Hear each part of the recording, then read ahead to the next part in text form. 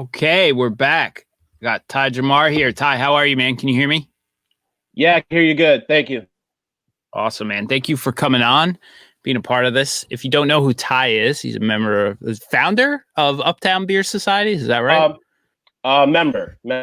Member. Okay, cool. I'm thank you for being a part of this because I was really interested in how you were able to sort of combine these two subcultures that honestly don't always represent the black community. I mean, I don't know. It's been a while since I was like a beer drinking man. Haven't drank in a while, but I know the craft beer world is definitely a white college kid's game, And Yeah. your tell me a little bit about like how you came up and how you sort of got into craft beer and then sort of started this, black business and sort of infiltrated this world. It's very interesting to me.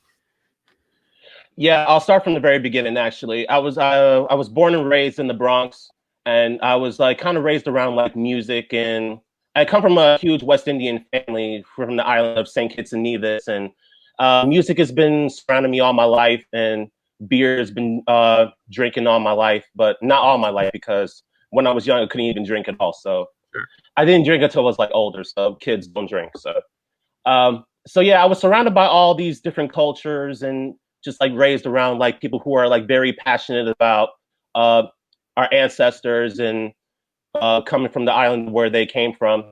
And then I got into the music scene later on in life when I was like in my early 20s or so. And then how I got into Uptown Beer Society is a couple of dudes from the Uptown Beer Society that I've known for like almost 10, 11 years since I got into the local scene in the Bronx and seeing all these different people of different races coming together and watching live music and watching local music.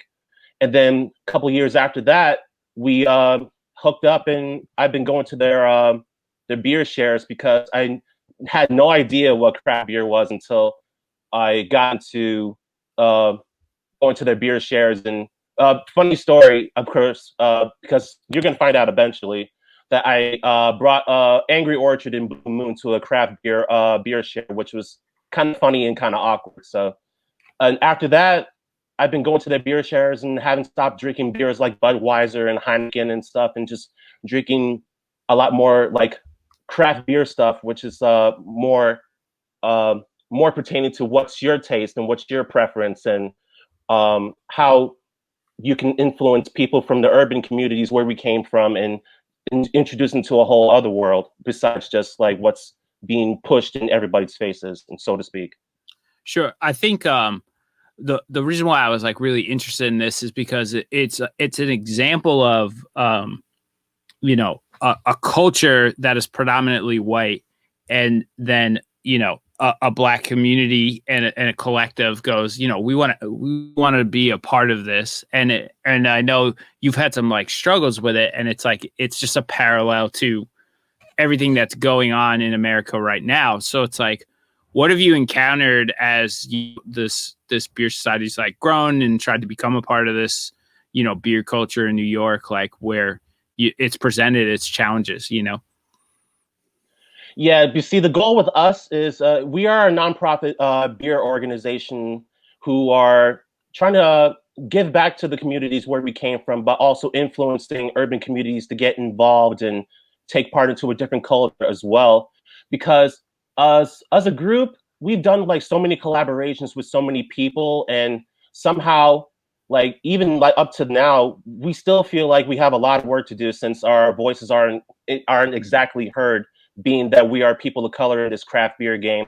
Like we're just like trying to like every day working hard to make our voices be heard, taking part of so many collaborations and doing collaborations with other big name breweries here in New York. But um, yeah, just making our names and voices be heard by just doing beers that celebrate our people and celebrate marginalized communities as well. What kind of nonprofit work is the Uptown Beer Society involved in right now? Right now, right now I'm drinking beer that we just did with Big Alice Brewing in Queens to celebrate Puerto Rican people, and we all the profits from this beer, which is called Palente, by the way, It's an arroz con dulce, la dulce herb blonde ale. That all the proceeds are going to friends to Puerto Rico, which have been devastated by like the natural disasters, and of course, Puerto Rican people are still being being neglected, and then I'm taking part in a collaboration too as well with a couple of friends of mine from Queens and Brooklyn that we just did a beer celebrating Black people, which is called "My Skin Is Black" out of the Nina Simone song. It's going to be a dark ale made with cherries and vanilla. We're just going to continue putting in work in our communities and just donated to so many causes and taking part in street culture and urban culture because growing up in the Bronx where we're from, it's all urban communities, urban art, urban graffiti, stuff like that. So we're just donating as many causes as we can while just continuing our work in the craft beer game as well. Sure. Now I mean, that's pretty awesome. I didn't even know that you've already released some of these collaborative beers and are working with the nonprofits. That's really cool to see. How, are you seeing bars like picking them up and stuff in the Bronx? Like how, like the distribution of them, like how are you selling these? Are you going to bars and saying, "Hey, I've got this thing, we're doing this thing." Are bars like taking them? I mean, right now, I'm sure it's presenting its challenges, but as you've been sort of developing this company, have you seen the bars being willing to carry these? I've seen a few bars carry these in my lifetime because our friends over at Bronx Beer Hall, who we've known from the local scene too as well, and it's mostly Latino owned. So I've been seeing a lot of these collaborations from people of color in their establishments as well because they're selling them in cans or 4 packs pretty much. Right. And we also have a few places in New York City that are carrying people of color beers too as well. But the thing is, with the craft beer world in New York City, not a lot of people of color owned establishments exist.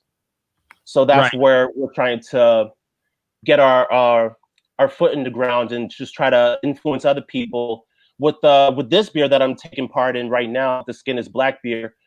Me and the homies are doing what we're doing is by the proceeds for we make from this beer after we release it, we're going to be actually donating to money to start up farm brewery internships for people of color such as myself, so they can be influenced to start their own internships in breweries and influence them to get involved into the service industry and create their own businesses too as well. Man, that's awesome.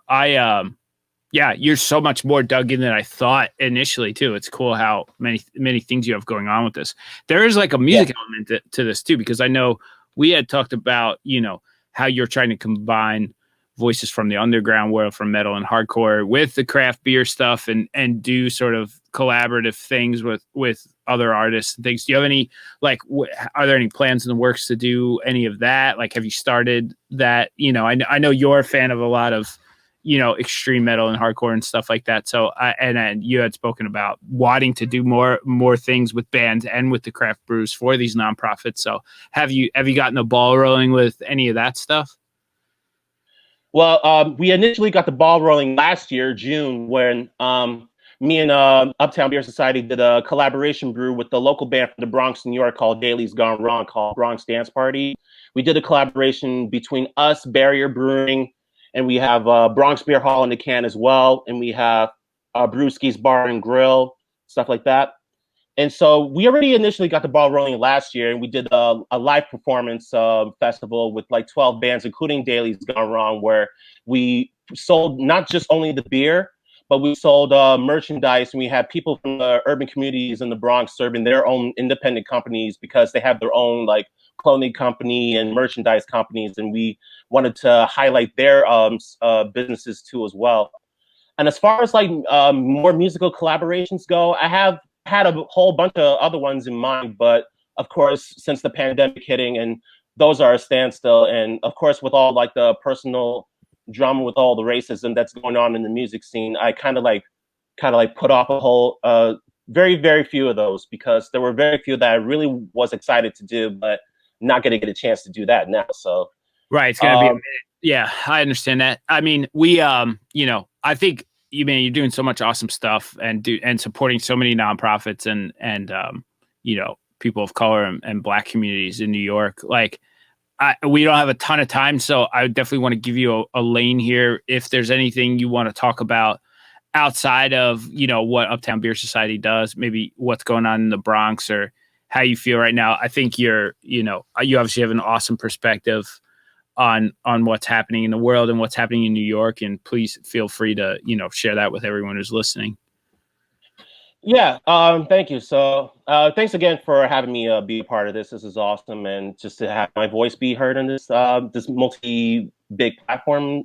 So, yeah, Uptown Beer Society, we're just continuing to fight to people of colors to have their their works be seen in the craft beer too as well, not just be like all like have the light be shined on like Caucasian people who are in this, because people of color, we have a lot of craft beer. We have a lot of influence in craft beer too as well, not just social media and influencing people and shit like that. So we want to do more than just make beers for everybody. We want to do more. We want to have our voices be heard too as well.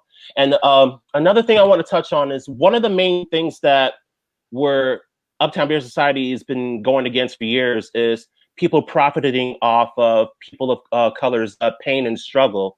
For example, if a straight like white brewery, just like one example is a craft beer establishment out in like somewhere in like in the U.S. or whatever decided to try to make profits off urban culture by making two beers, one blue, one red, signaling Crips and Bloods and shit like that. And I don't think they had one person of color telling them or educated them, most of all, on this is what's going on with this is what's going on with that, this and that. And they were trying to sell it.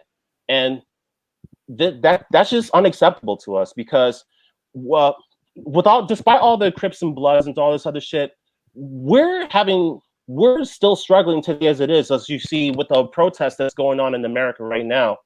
And to see people profit off of that, it feels demeaning. It's unwarranted. So we're just going to continue to like fight for our rights to speak our piece, and while not only speaking our piece, but giving back to and influencing people to spread the word in a way that we're not just gonna sit down and just be quiet and just like have you look at us as entertainment for your personal gain or whatever. We're gonna keep doing us, and we're gonna continue rising above and making a footprint in this industry. I mean, that was very well said, man. I hope that all the support you're seeing now from people in the music community and obviously in the craft beer community in New York continues for the long term, and yeah, man, I'm always around too. If you want to come up with any ideas, just feel free to hit me up whenever. But Ty Jamar, man, thank you again for coming on. This was a really unique story, something I had never heard, I hadn't heard of in our area. So I thought it was cool to shine a light on it. And I appreciate you, man, and all that you're doing for the communities in New York. You're awesome, dude. Yeah, thank you so much for having me. I appreciate it. It's been awesome. All right, dude. We'll talk soon. Ty Jamar, ladies and gentlemen. All right. Next up, Ty Jamar, thank you. A man that I know intimately, Mr. Randy LaBeouf, producer engineer out of Graphic Nature Audio. This is going to be a pretty heavy conversation, so pack a lunch, maybe grab some tissues. I'll be right back.